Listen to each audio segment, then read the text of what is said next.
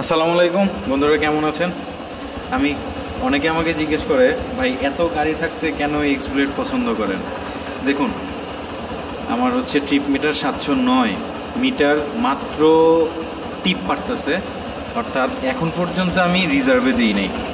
এই যে দেখেন, আমি আপনাদেরকে দেখাই, এটা হচ্ছে রেগুলার, এখানে হচ্ছে রিজার্ভ। আমি এখন পর্যন্ত রিজার্ভে দিই নাই, তার মানে অলমোস্ট আরও প্রায় 20 কিলোমিটার যাবে।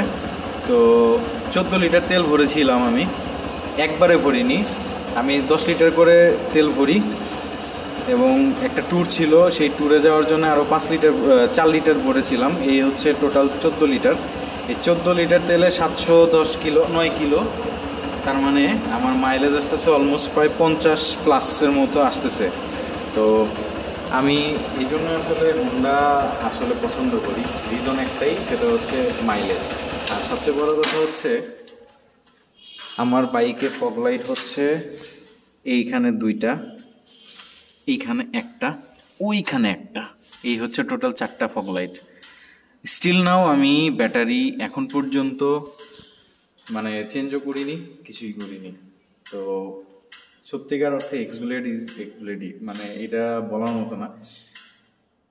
মানে এক্সব্লেড চালাইলে আসলে ভালো লাগে, ঠিক আছে? তো অনেকে বলেছিলেন যে আসলে মাইলেজ কিভাবে পান আপনি এত বেশি। আমি আসলে বেশ কিছু রিজনে মাইলেজ পাই, এটা আমি আপনাদেরকে বলবো অন্য একটা ভিডিওতে। আজকে রাত্রে এইখানে পার্কিং করে দিলাম, এখন বাসায় চলে যাব। সারাদিন তো ঝই করলাম।